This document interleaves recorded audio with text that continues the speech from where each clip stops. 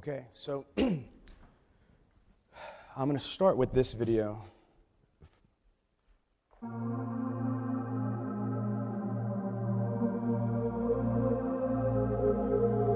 Imagine there is a bank that credits your account each morning with $86,400. It carries over no balance from day to day, and every evening, it deletes whatever part of the balance you failed to use during that day.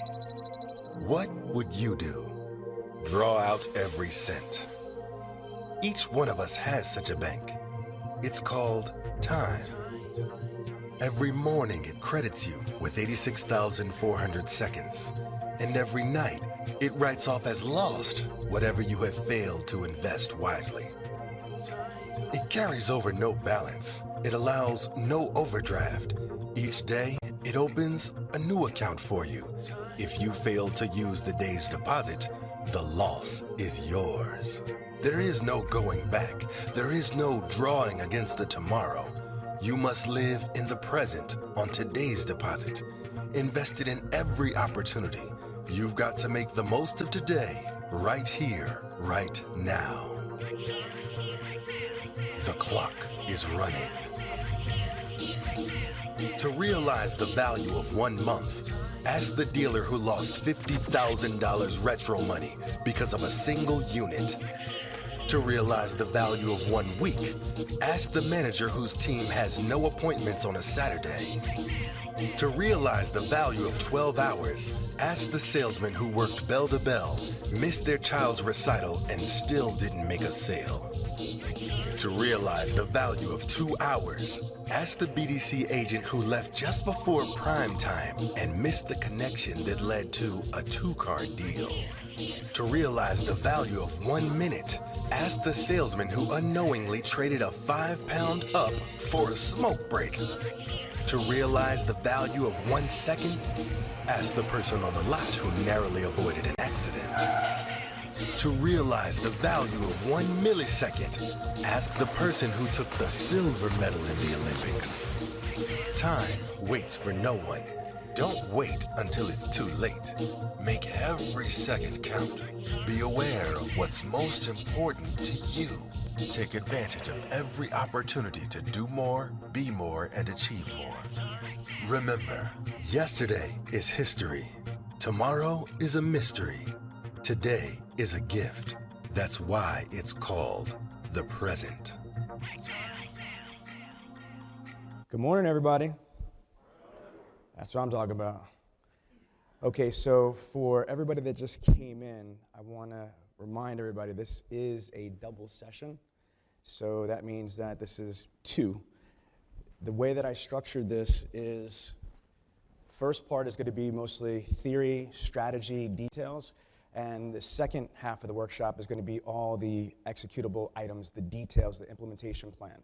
So you really need to sit in for both sessions to get maximum value for it. Make sense? Okay, so I want to just jump into it. Why did I start with the time video? My team custom created that video for NADA and for Digital Dealer 24, and time is by far the most precious commodity that any of us possess. And I want to just take this time before I get into my presentation to encourage everybody. You're at Digital Dealer 24. There's sensory overload. You've got an exhibit hall with some incredible vendors, subject matter experts. You've got your peers, your colleagues, you got all these sessions. But if you don't turn around and maximize the time that you're here, like starting with this presentation, taking notes, asking questions, networking with the people next to you, and then leaving here and doing the same for the other sessions or the exhibit hall, you're wasting time. Does that make sense? So I just want you all to literally just start with that thought, maximize every second that you're in this presentation with me.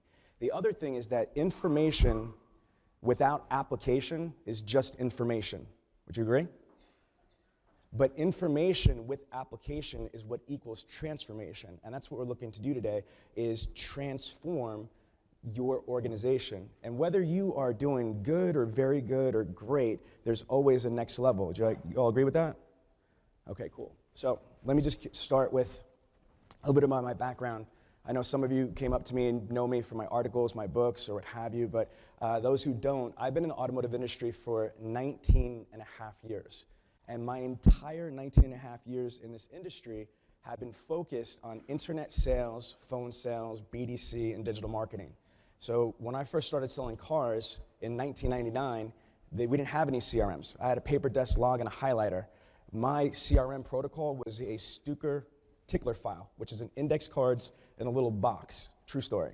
And I was averaging 30 units a month on the showroom floor at Weisslieder, Lincoln Mercury, Mazda, without social media, without videos, without Facebook, without search engine optimization, without any of that stuff. And I had the privilege to be able to see how the internet evolved. Back in 2002, I was working at Pine Belt Nissan Kia Cadillac, and I was delivering 110 units a month out of my internet department 16 years ago. I was delivering those type of numbers. And over the last 19 and a half years of my career, I had the privilege and honor to work with over 1,200 unique rooftops. I personally trained over 31,000 automotive professionals all over the United States, including Hawaii, plus Canada and in Moscow, Russia. I say this for one important reason. This is a double session that's on the advanced course.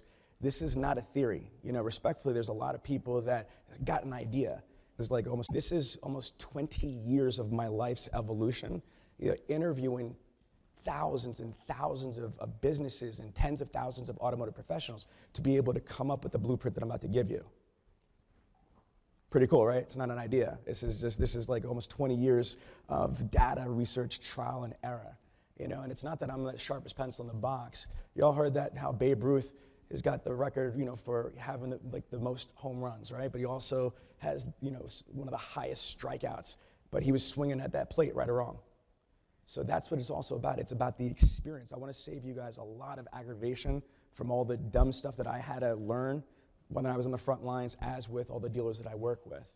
And I don't think she's at the moment, but Tony Ann Fardet is the director of business development for the Atlantic Auto Group, which is a $1 billion dealer group with 24 rooftops that deliver 5,600 units a month. She's one of our dealers.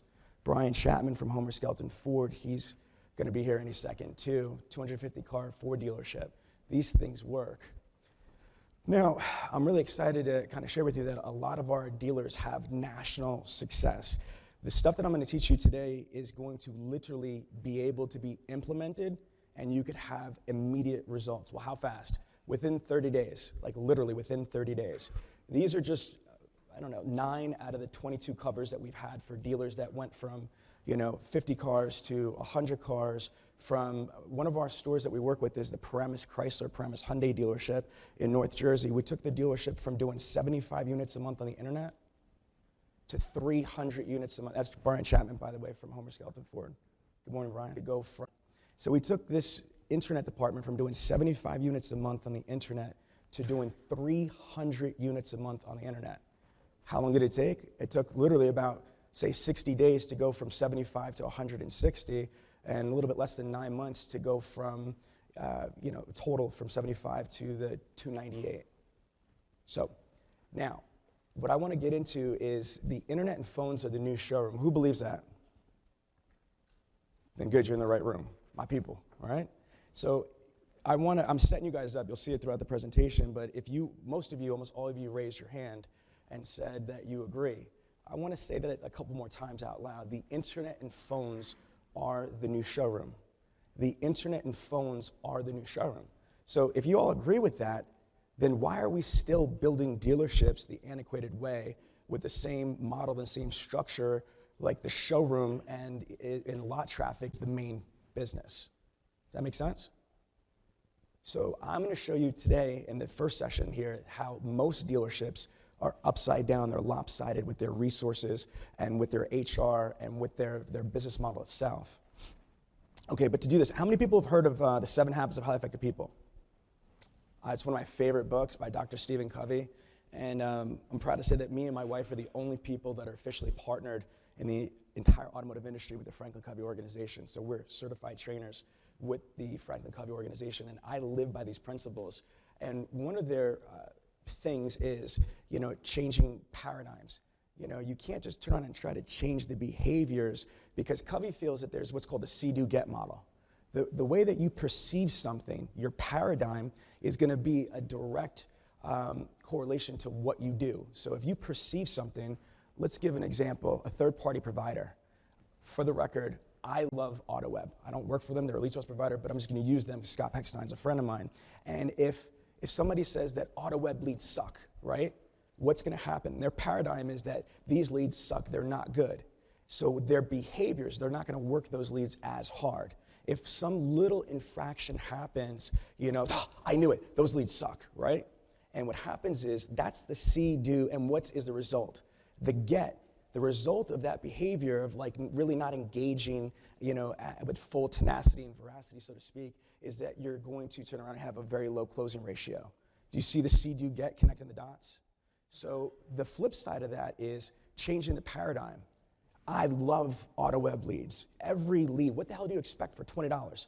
An opportunity to do business, that's it. So if I go into any lead source provider, I don't care if another competitor has the same lead or opportunity. I could care less. I want my shot up at bat. And because that's my paradigm, what I do, my actions and my executables are going to reflect that. And the result is going to also reflect that. Does that make sense? So what I want you to do is definitely, this is a note point here, is that if you want true change in your organization and evolution, you've got to change the paradigm. Now, I did a quick survey of the room. The majority of you in the room are not dealer principals or GMs. From, I guess when half of you guys were here, I don't know about the other half.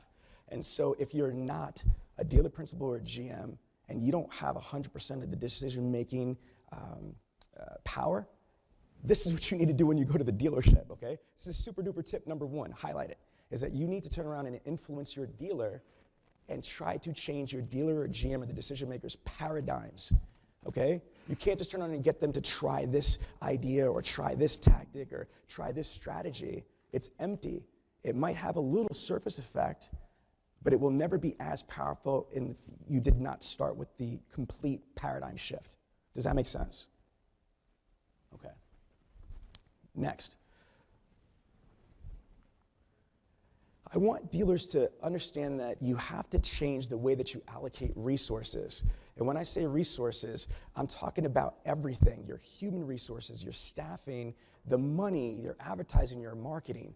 As we said before, I set you up. Everybody was like, yeah, internet and phones are the new showroom. If you believe the internet and phones are the new showroom, then why are you pushing most of the money, most of your HR, your people, for an antiquated model, which is the traditional showroom model? Looks like a duck, quacks like a duck. It's a, okay.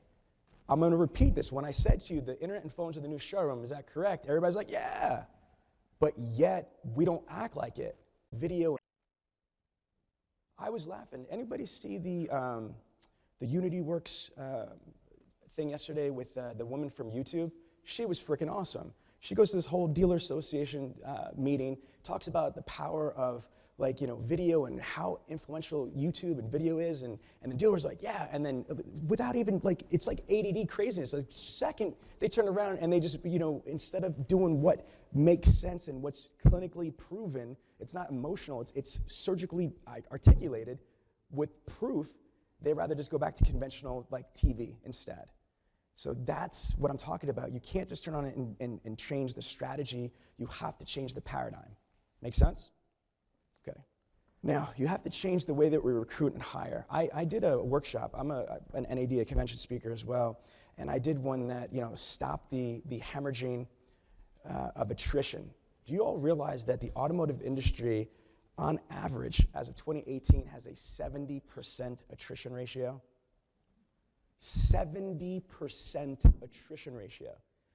Dealers hemorrhage tons of money just on HR, replacement, insurance, not to mention all the crazy fallout. If you have a CRM, I don't care what CRM company it is, they set it up. We'll get into the CRM a little bit later on. They do all their stuff. They come in with this boot camp, what have you. Chances are some or most of the floor is gone within 90 days, so all of that training and immersion is gone, and now we're left for webinars or he said, she said stuff. Right or wrong? Workshop. So we have to change the way that we recruit and hire people. Instead of trying to recruit and hire out of desperation when we are so short-staffed and we make bad decisions, Tony Ann Fardette, she had a workshop yesterday, and this was what she talked about. She's the Director of Business Development for the Atlantic Auto Group, you know, and it was a brilliant point. You don't want to recruit when you desperately need. You need to have a proactive strategy, and you have to have a plan of how you recruit, screen, interview, and hire. If you turn around and spend more time with the recruiting, screening, interviewing process, if you take longer to actually let somebody work in your organization, I guarantee you they're gonna last a lot longer. But when you have a constant revolving door, it's utter chaos. We operate in controlled chaos, right or wrong. You need to change the way that you train people. Who's heard that practice makes perfect? Am I by myself now? Okay, thank you. Okay, so those are damn lies. Practice doesn't make perfect. Practice makes permanent. If you're practicing antiquated tactics, if you're practicing unethical things, does that make it perfect? No. Practice develops habits. It conditions you. But if you're practicing the wrong things, or if you're practicing things that are missing pieces, can you imagine memorizing the alphabet, you know, but only memorizing like 16 out of the, you know, remaining letters? It's crazy, right or wrong? How could you turn around and be really good at reciting or singing the alphabet song if you skip, you know, like a majority of the letters? Make sense? You have to turn around and have a plan at your dealership on how to actually train your people. So this is good that you're here at this workshop, but this is like a buffet. It's like a China buffet. That's what Digital Dealer is. You know, you have so many different speakers, so many different things, and you're going from session to session to session, and unfortunately what happens sometimes is that this room right here, I'm saying one thing, and then you go to the room right across, and that person's saying the complete opposite. And you're like a yo, you're like, well, what the hell did I do? That guy's, he's a digital dealer speaker. He must know what he's doing. Or she's a digital dealer speaker. She must know what she's doing. And they contradict each other, right or wrong. So this is good for the buffet, but if you really want to turn around and get training and education, there is a myriad of different ways, from your manufacturer, from on-site training, from virtual training, from frickin' Google, from YouTube. I was watching, and I don't know if you all know this, but there was a woman, true story, Google this, and there's a woman that built a house, an entire 2-floor, 4-bedroom house from watching only YouTube tutorials. Anybody else heard about this? True story, Google it, all right? She went to YouTube and built a house from just YouTube tutorials. True story, no exaggeration, no punchline, that's it right there. So we live in an age where information is so accessible. If you want it, if you truly want success, if you truly want evolution, if you want to do more, be more, and achieve more, it's there for you. But you can't just wing it. You can't just turn around and be motivated for today, yeah, and then, then it just kind of deflates. Success is a choice. So is failure. You have to decide which one of the two that you want to envelop your life with. Now, change the way that we utilize our products, our resources, our technology, and our vendors. Let me just spend a minute talking about this, because this, like, you know, bugs me out. You people like to spend money, or at least your dealers do. We buy everything. I buy this, I buy that, I want to try this, I try that, but you hardly set them up the right way. I've been a consultant. I've owned my dealer synergy company for 14 years on Friday, by the way. It's my anniversary. 14 years I've been in business. And it ceases to amaze me how many tools dealers have that are not set up. Let's start with one of the biggest ones, your CRM, okay? I'm telling you, we audit thousands and thousands of CRMs. They're mostly not set up the correct way. They're absolutely not. The action plans, the templates, the scripts, and again, some of it's minor and some of it is like, you know, cataclysmic craziness. We have technology that we only use partial. You know, we're not leveraging certain technology, which I'll get to in the next slide, which I'll save. We're not using all the resources that we have currently at our disposal. For example, I'll just use Apple FaceTime and Skype. Senior citizens use Apple FaceTime and Skype to communicate with their grandkids, right or wrong? But yet we don't use Apple FaceTime or FaceTime to turn around and communicate with our clients and our prospects. When I give this strategy to a dealer, it's like, oh, I can't do that. I can't FaceTime a prospect. I'm like, why not? And they come up with whatever excuse that they have. Are you serious? They don't use social media DMs to communicate with prospects either. I don't know why. Social media is the number one form of communication on the planet. It's toppled governments, right or wrong. But we don't want to turn around and use it to turn around and follow up with prospects or follow up with clients. I don't get it.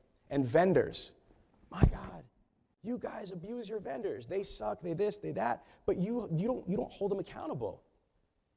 The dealers that I find that are the most successful hold their vendors accountable. I'm gonna tell you right now, again, shout out to Tony Ann right there. Tony Ann is from the Atlantic Auto Group, as I mentioned before. She has 90 BDC reps under her, 19 internet directors, and her internet initiative delivers 2,500 units a month online from the Atlantic Auto Group. But she's the most gangster director I've ever seen with her vendors.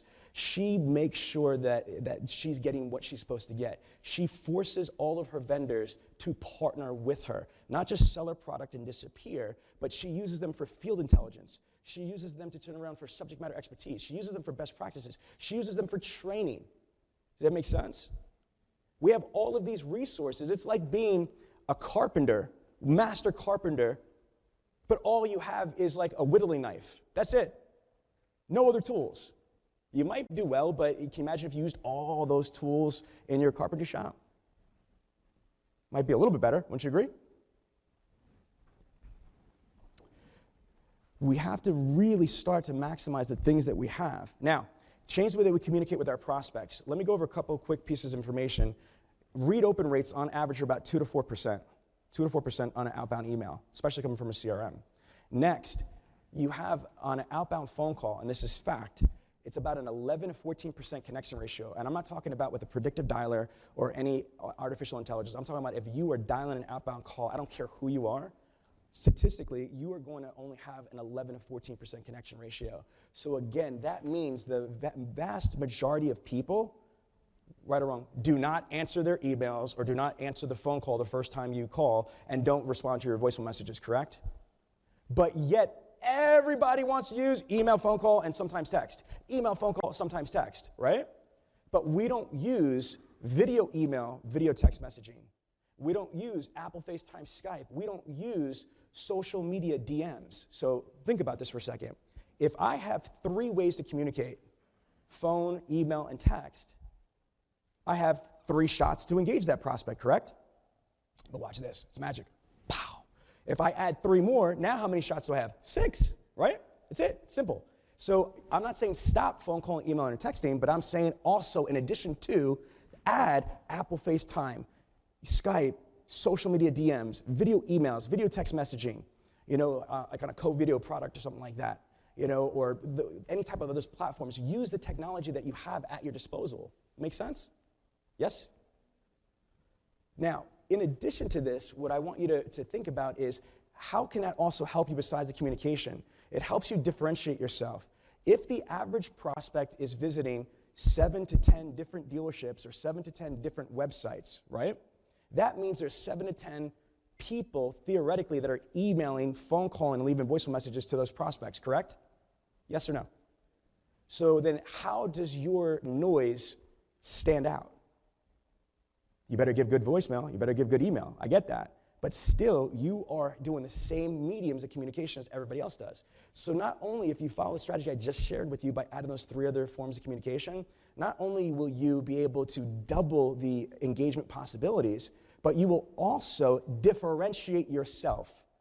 Because if everybody's email texting, you are the only one doing a video email, a video text message, or the only one using social media DM. You're the only one that's using Apple FaceTime to engage with them. Does that make sense? Seth Godin, arguably one of the top marketers in the world, right? He had the book, The Purple Cow, in a 1,000-acre field, with like a ton of black and white cows. You want to stand out, be the purple cow. Make sense? So we have to change the way that we communicate with our prospects and our clients. We got to change the follow-up process. My God, guys, the follow-up process is absolutely antiquated. Let's talk about correlation points here. CRM. If anybody just bought into what I just said, which I hope you did, about utilizing Apple FaceTime, Skype, social media DMs, video email, video text messages, well, guess what? If that is not put into your CRM action plan, if you do not turn around and create that in your VIN solutions, your dealer socket, your e-leads, whatever tool that you have, if it's not in there, how's that going to be effective? You have to turn around and map out the follow-up process, for everything. For, showroom, unsold showroom traffic, for sold. I mean, even for dead leads. Can I have an internet director, BDC director, volunteer? Just, your name, sir? Chuck? Justin. Justin, question for you. So what is your protocol at your dealership legitimately right now? If you turn around and you engage a prospect that says, I bought a vehicle elsewhere, what do you do?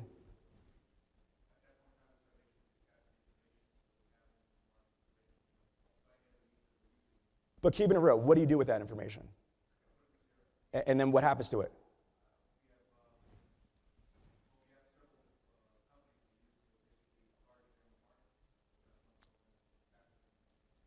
Watch this, okay? What I would do is two different things. One, I would have a protocol put in my CRM that anytime a lead is deaded for whatever reason, I would have a video email from the general manager that's a virtual TO. So I would just plug it in, and the video would be something like this.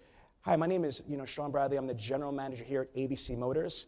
It's been brought to my attention that you're no longer interested in purchasing a vehicle. Well, I hope it wasn't something that we did, yada, yada, yada, yada, yada. So having a virtual TO, first of all, will be able to pick up the stuff that falls through the cracks, the stuff that's deaded by accident or broom, because that never happens, right?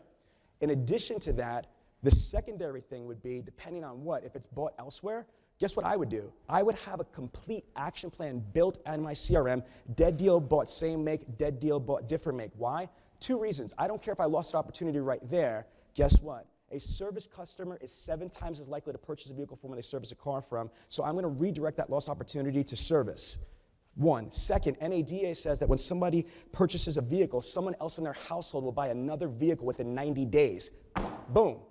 And then what else I'm going to do? I'm going to also assume that the person that sold that car is not going to do the right follow-up. Why? Because most people suck. They're complacent with mediocrity, right or wrong. So I would actually pretend that I sold that person a car, even though I didn't, and whatever my protocol for a sold customer is, I would turn around and have those action plans triggering. And I see it all the time. If you do this, more often than not, you're going to have more follow-up than the actual person that spotted that damn car. How strong is that? That's what I'm talking about. Change the way that we follow up with people, change the dead deal process, change your processes. Now, the engagement process. Here's something. This is like something that I'm working with the Atlantic Auto Group with. Everybody's seeing how Paragon Honda's making all the news with Google and all this other stuff. You got to change the way that you're engaging with people. Do you realize for new cars, it's up to still 45, 90 days. Can you imagine spending weeks and months, theoretically, in a follow-up process, back and forth with emails, phone calls, conversations, and then they come into the dealership for the appointment, and it's like, salesperson, customer showroom, are you kidding me? You got to start from scratch again? You have to turn around and have a process for engagement depending on what part of the process it is. If somebody went onto your website and they filled out, a trade appraisal, or they filled out a credit application, or they filled out a price, request, you can't turn around and just redo the process and start from scratch. You have to have situation protocols for every scenario possible. Does that make sense? You need to turn around and engage with people in the preferred method of communication. You have to turn around and rethink the way that you are engaging with your prospects and your clients. Now, I'm going to start fast-forwarding through this stuff. I wrote a best-selling book called Win the Game of Googleopoly, and I did a lot of research. I wrote a book about Google, and this just blows me away. 85% of all transactions start on search. People find their husbands, their wives, their pets, their medication, their hotel rooms, their restaurants, and their automobiles online. So think about that for a second. 85% of all transactions start on search. How crazy is that? So that supports the statement I said in the very beginning. My thesis statement is that the internet and phones are the new showroom, period. So if that is that high, we need to change the paradigm of priority. Try to say that fast, right? You need to change the paradigm of priority within your organization. Now, 92 to 99% of Americans go online before they step into the dealership. I've already told you between 7 to 10 is the number of websites and or dealerships that the average prospect goes into before they step foot into the dealership. Now, I was just talking to another automotive professional yesterday, and he said his number was a little bit different, Alex, right? But it was still 2 point something. This is the NADA official number. So the National Automobile Dealer Association says that the average in-market, which means buyable prospect, visits only 1.2 rooftops. It's usually the people that are upside down, that have bad credit, that are a little bit extra crispy, you know what I mean, or whatever. They turn around, I mean, they have crazy personalities, they're unrealistic. Those are the people that bounce. But for the majority of people, real in-market buyers, it's about 1.2 rooftops. Does that make sense? So in essence, what that basically means, if you can get the prospect to the dealership, unless something goes wrong, they're getting spotted. Do you understand me? Fact. One more time. If this is NADA data, if you get the prospect to the dealership, unless something horribly goes wrong at the dealership, they're getting spotted if they're a qualified buyer. That is the reality. So what the mission of the internet or the BDC is, if you think about it, is to turn around and funnel and shepherd all the opportunity as much as possible proactively to the dealership. Does that make sense? Okay, now, here are the top 7 reasons why people are going online, submitting a purchase request, or calling as a phone up. Okay, and I have it as an acronym, PRACTICE, so you can remember, practice. It's price, research, availability, convenience, trade, I hate car salesmen, credit, and then E, practic wasn't a cool acronym, so I had to add the E, so I just put everything else, all right? But it's, again, price, research, convenience, trade, I hate car salesmen, credit, and then everything else could fit into that last category. Outbound phone calls, already mentioned to you, is 11 to 14% connection ratio. So I'll give you a specific, just quick number, and I'll show you in my next session, the part 2 of this one. Route 4 Automotive, they have 10, what you guys would call BDC reps, we call them internet coordinators on our system. They had 900 carryover leads. That basically, on March 1st, they had 940-something active leads that were 90 days or less. They had 1,600 fresh leads. They delivered 292 or 98 units. They made 28,000 outbound calls. 28,000 outbound calls to only have 3,300 connections. That's it. It's like 11-point-something% connection ratio. Do you understand that? 28,000 damn outbound calls to only have 3,300 connections to make 980 appointments, 540-something, shows, and 292 deliveries. Let me tell you something. This is 19 and a half years of automotive internet sales BDC experience. The hardest part is getting them on the damn phone. That's it. The hardest part of our whole entire scenario in internet sales or BDC is getting that prospect on the phone. And that is the conundrum that we're going to talk about a lot now, is how do you leverage the showroom the right way? The problem is that you need so many attempts, email, phone call, text, etc., to be able to turn around and have actual engagement and conversion. Does that make sense? Okay, that's a big point right here, because dealers, which I'm sure some of your stores don't have internet appointment setters or BDC reps, and they think that they could be effective. I'm saying that you probably are successful, but I'll challenge anybody here, you will never be as successful doing that model as you would if you had appointment setters the right way. And I'm going to show you the math on this. It's not even close. And again, I've got 2 people in here, the $1 billion girl right there and Brian Chapman from Homer Skelton Ford, that, as a GM and as a director of a $1 billion dealer group, that will verify what I'm saying here. The activities are astronomically high. Do you understand that? And when you start adding Apple FaceTime, Skypes, social media DMs, video emails, video text messaging, how the hell are you going to do all that stuff? You don't. So what happens is you start diluting your effectiveness. I would circle that word. Diluting your effectiveness. You start spreading yourself too thin and compromising your results. I was on the floor yesterday, and I was with a dealer, and I forgot who the vendor was, and we were just talking about some of the stuff, and we were talking about the gestation period. And this is a cool tip that I'm going to share with you right now, the gestation period. I shared with you a couple moments ago that the average buying cycle is between 45 and 90 days, right? I said that? Okay, what you need to know is what's your number, other than my 2 people that I know that are in here. Can anybody tell me legitimately what their gestation period is? What is their average selling period? Yes, sir?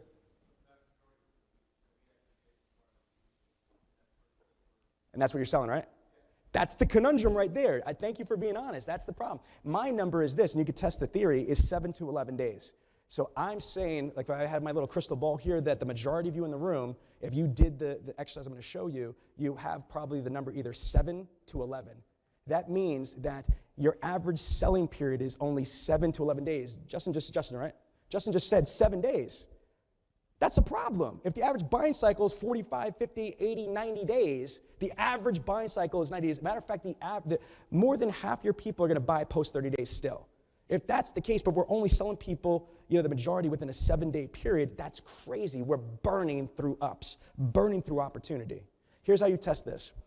Go from, it sucks because we're in the middle of this month now, but what I would say is in your Excel sheet, create 3 additional boxes. One would be the date that the lead came in on. The next one would be the date that the lead closed, and then the window period. For example, the lead came in on the 1st, closed on the 3rd, 3-day window period. You add all the window periods up, divide it by how many cars you sold. That's going to give you your average selling period, your average gestation period. I'm going to repeat that again. What you want to do is to check your viability for growth and opportunity. You want to be able to look at your solds month to date or last month. So look at your solds, track, on top of whatever else you're tracking, the date that the lead came in on, the date that the lead closed, and then the window period. Example, if it came in March 1st, closed March 3rd, that'd be a 3-day window period. You just make sure that all of the window periods add up, and you divide the total number of your window period by how many cars you sold from the department, and that will give you your average selling period or your average gestation period. Justin already knew what his was at 7 days. So if yours number is what most dealers are, 7 to 11 days, you've got a hell of opportunity in front of you.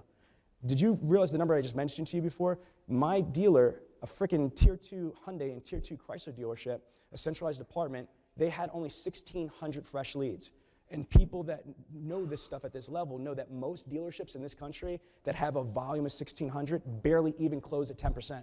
10% is 160 cars. How in the frickin' world did they close at 292 or 298 cars? Because it wasn't just the 1,600 fresh leads. They have an infrastructure to be able to handle the residual flow factor and the rolling over leads as well. Does that make sense? Yes? Okay. Now do you see why this is 2 sessions? Remember, second session is going to be all the executional items, all the details, implementation. I already went through emails again, are 2 to 4% read open rate on average. 96% of text messages get read, which is really cool. But here's something interesting, okay? The majority of dealerships do not utilize power performance communication. Again, for me, it's video, email, and video text messaging, the Apple FaceTime and Skype, and the social media DMs. That is absolutely right. I want to be crystal clear. I train showroom salespeople, internet and BDC reps, on how to not just use email, phone call, and text messaging. I train them, and I'm training you right now, I'm teaching you to use this, to start using an Apple FaceTime Skype strategy to follow up with your prospects. That means if they don't answer the damn phone, call you back, or respond to your emails, guess what? Apple FaceTime, guess what? They're not expecting it. How many people freaking expect the car dealership to FaceTime them? Guess what? Gotcha. Gotcha. Hello. You need an opportunity to do business, right or wrong. You can't sell something to nobody.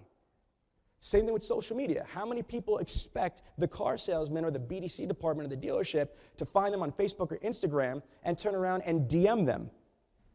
Hello, gotcha, let's go. We just said, everybody's like, yes, say it again, Sean. The hardest part is getting somebody on the phone. So make it a non-issue. If we keep doing what we're doing, we're going to keep getting what we get. Change it up. Video. I'm really proud to say that it's crazy because I'm here at Digital Dealer. I wrote the first article on video search engine optimization in Digital Dealer magazine in 2006. 3 years before anybody was even thinking about video. Like I was like the nut. Like video, what? Yeah, you're out of your mind. True story, 2006, 12 years ago. And I've been an NADA convention speaker for about 8 years, and my focus is video, video, video, video. Like I'm a video beast. And I got to tell you, video is by far one of the most powerful resources and tools for your dealership. First and foremost, human beings prefer video more than anything else. Fact. More than reading, writing, texting, everything, video, video, video. Fact 2, algorithms, Google, technology. The most important piece of content is video. Do you understand that? By far is video.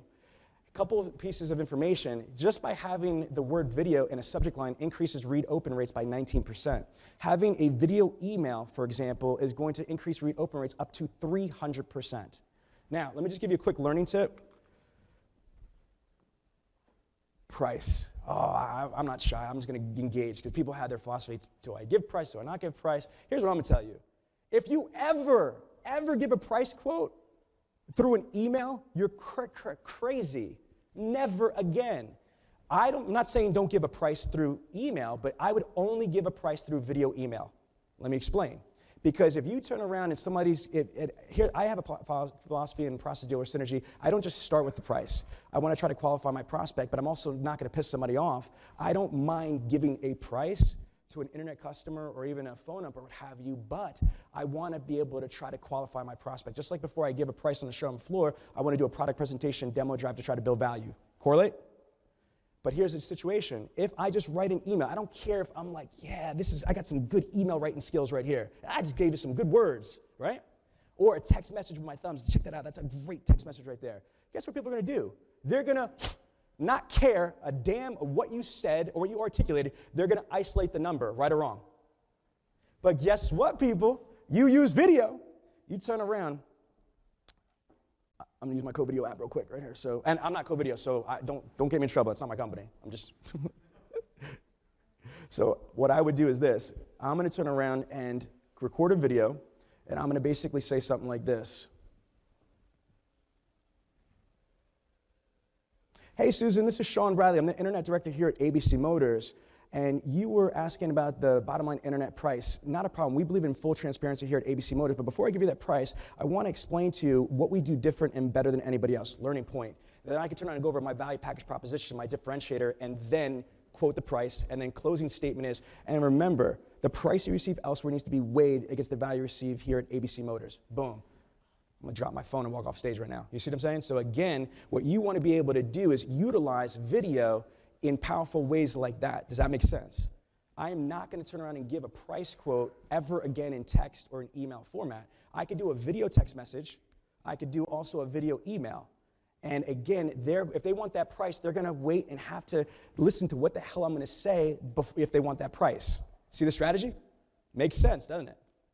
Utilizing video for appointment confirmations, utilizing video for beatbacks. For my GM or my dealer that was in here before, part of my unsold showroom traffic process that I recommend is on the showroom. Before I catch another up, before I do anything, the very first thing I'm going to do is do a video email or video text message to the prospect that just left my showroom.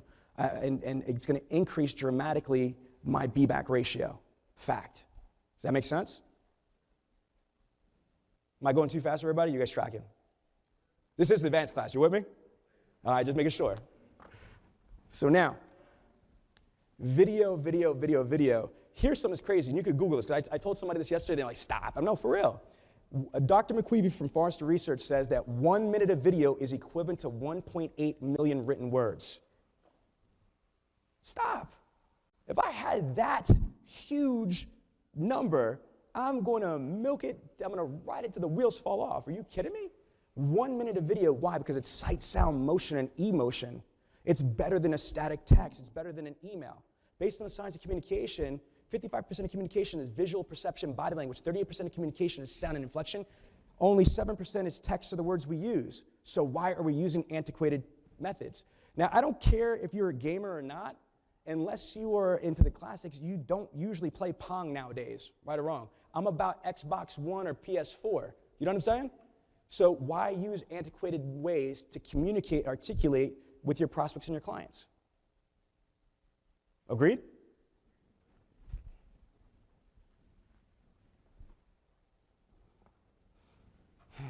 Value package proposition. Why buy from us? Most people say the same thing over and over again. We're number one. We're the best. We're family owned and operated. We got that President's Award. Guess what? Most people don't care. And you know what else? Everybody says the same thing. Everybody says, we're number one. We're the best. I joke around and I say this all the time, but I'm dead ass serious. When was the last time you heard a dealer say, I'm number 33 out of number 36. I'll probably lose the floor mats, but give me a shot. I'll try not to screw up too bad. My point, right? What you need to do is create a value package proposition. Remember, the reason why I gave you the top 7 reasons before is price, availability, convenience. I hate car salesman, research, trade, and credit. You should create a value package proposition based on that. Follow me. Why should price shoppers buy from us? Bullet point, bullet point, bullet point. Why should convenience shoppers buy from us? Bullet point, bullet point, bullet point. Why should, and so on the list. But then in addition to that, why should military, law enforcement buy from us? Bullet point, bullet point, bullet point. Why should female shoppers buy from us? They only have 80% buying power. Why should minorities buy from us? Why should people that are buying a vehicle for, for a present, a birthday, anniversary, graduation, buy from us? Why should pet lovers buy a vehicle from us?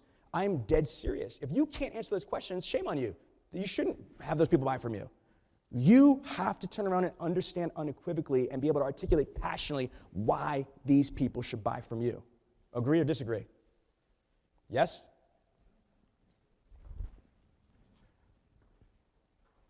Here's sad. The average dealership delivers 96 units per month as per NADA.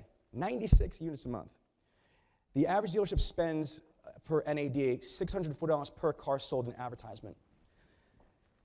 NCM is about $380, just giving you a disclaimer, but again, NADA is $640, NCM is $380. For my internet directors and BDC directors, for you don't know what I'm talking about, the way that your GMs and dealers and executive managers are going to calculate advertising, marketing, and ROI like that is one of the ways is what's called average cost per sale. So again, if, for example, and this is how you could leverage switching resources, radio, TV, print, all that stuff is super expensive. If you turn around and lump it in and kind of try to track what you're getting, it's kind of high. On the flip side, let's use a third-party provider, anyone. If you take a third-party provider, on average, the average cost per lead is about $20. If you have 100 leads and you sell, 10%, your average cost per sale is $200 per car. Pretty freaking strong to me. So when I hear these crazy things about, lead source providers, this and that, what, are you out of your mind? For $20 or for $200 cost per sale in advertisement, why not? What's the bad part? Let's keep it moving, in my opinion. This is the average profile. The average dealership has 10 salespeople, 2 sales managers, a GM and or a GSM, and an F&I manager. Who agrees with me? That's pretty much what we have, right? Okay, true, this is the average profile. And that leads to 96 cars, record.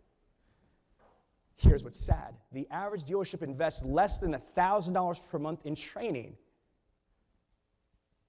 $64,000 they spend a month on advertising and throwing crap against the wall, but they spend on average less than $1,000 per month in training. It's less than $100 per salesperson per month in training, and less than $10 per car sold per month.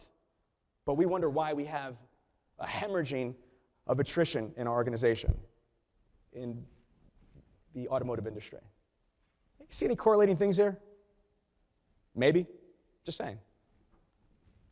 Now, I don't want to offend anybody here, because remember, you're my people, right? But there is a difference between an internet department and a BDC, or an internet director versus a BDC director.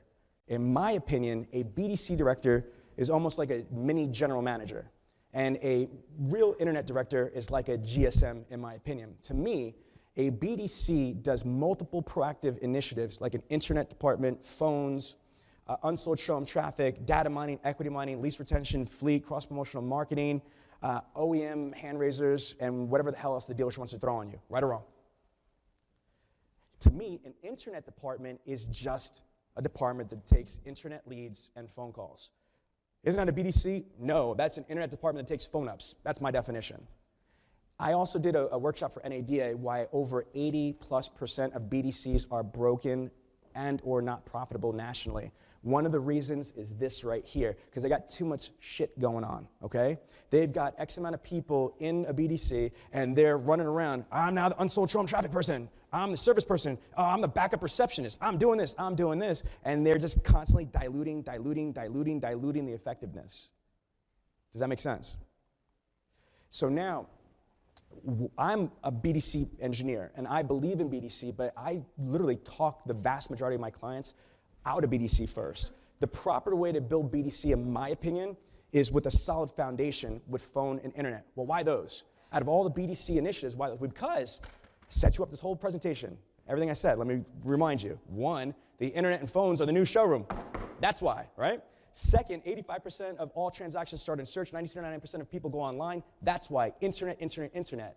But the reality is, 19.5 years of internet sales in this industry will tell you the internet sale is predominantly a phone sale. Fact. The internet sale is predominantly a phone sale. People on the internet prefer the phone more than email. That's why you have more phone ups on average through Car Gurus and Auto Trader and Cars.com and used cars than you do on like emails. You have more phone ups on those online classifieds usually than you will have email leads. Does that make sense?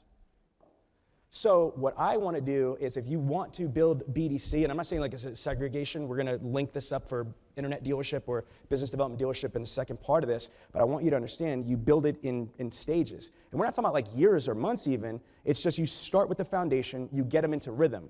Because what happens when you have everything going at once, I know why you do it, you want to sell cars, or the CRM spotted you, I got it, right? Whatever happened. But the reality is this, if you turn around and focus, instead of being a jack of all trades, you could master your craft. That Chrysler Hyundai dealership we took from 75 units to 300 units a month online, that's not a BDC. That's an internet department that takes phone ups. Do you understand? When we started adding BDC, it just gets ridiculous. If you try to do too many initiatives at once, especially if you don't have the proper resources, financially or human resources, you dilute your effectiveness. Does that make sense?